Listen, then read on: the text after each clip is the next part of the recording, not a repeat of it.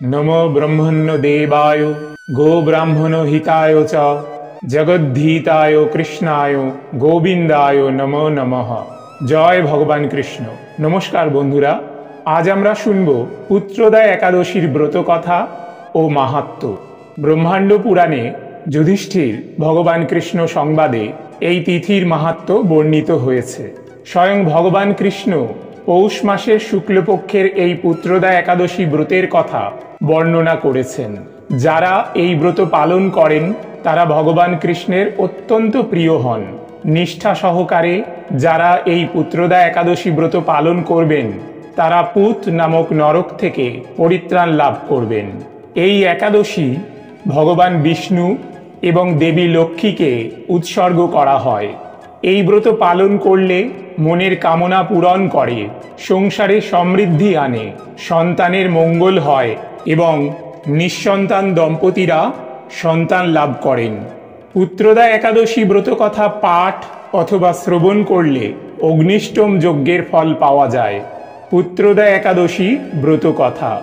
একদিন মহারাজ যুধিষ্ঠির বললেন, হে কৃষ্ণ, পৌষ মাসের শুক্লপক্ষের একাদশীর নাম কি, বিধি বা কি, কোন দেবতা ওই দিনে পূজিত হন এবং আপনি কার প্রতি সন্তুষ্ট হয়ে সেই ব্রতফল প্রদান করেছিলেন, কৃপা করে আমাকে তা সবিস্তারে বলুন। ভগবান কৃষ্ণ বললেন, হে মহারাজ, এই একাদশী পুত্রদা নামে প্রসিদ্ধ। সর্বপাপ বিনাশিনী ও কামদা এই একাদশীর অধিষ্ঠাত্রী দেবতা হলেন সিদ্ধিদাতা নারায়ণ। ত্রিলোকে এর মতো শ্রেষ্ঠ ব্রত আর নেই।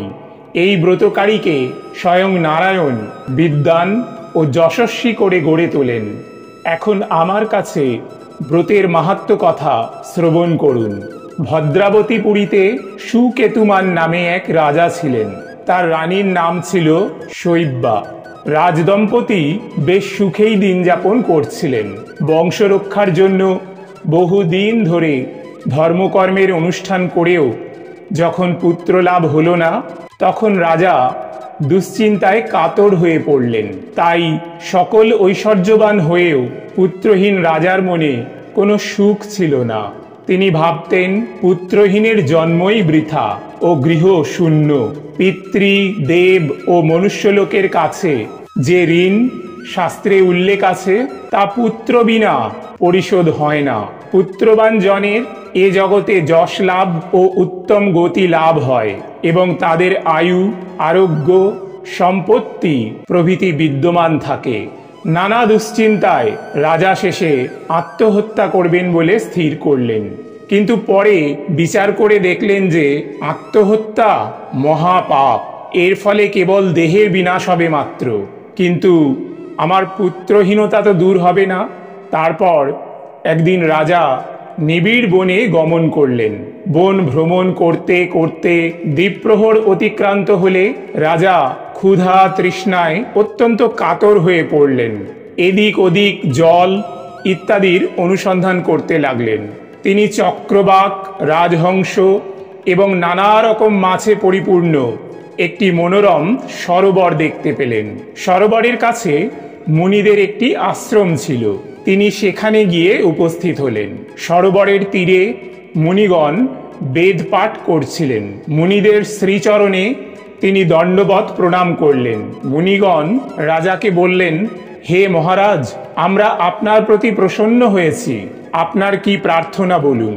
রাজা বললেন, আপনারা কে এবং কি জন্যই বা এখানে সমবেত হয়েছেন? মুনিগণ বললেন, হে মহারাজ, আমরা বিশ্বদেব নামে প্রসিদ্ধ এই সরোবরে স্নান করতে এসেছি। আজ থেকে 5 দিন পরেই মাঘ মাস আরম্ভ হবে। আজ পুত্রদা একাদশী তিথি। পুত্রদান করে বলেই এই একাদশীর নাম পুত্রদা। তাদের কথা শুনে রাজা বললেন, হে মুনিবৃন্দ, আমি অপুত্রক, তাই পুত্র কামনায় অধীর হয়ে পড়েছি। এখন আপনাদের দেখে আমার হৃদয়ে আশার সঞ্চার হয়েছে। এ দুর্ভাগা পুত্রহীনের প্রতি অনুগ্রহ করে একটি পুত্র প্রদান করুন। মুনিগণ বললেন, হে মহারাজ, আজ সেই পুত্রদা একাদশী তিথি, তাই এখনই আপনি এই ব্রত পালন করুন। ভগবান শ্রী কেশবের অনুগ্রহে অবশ্যই আপনার পুত্র লাভ হবে।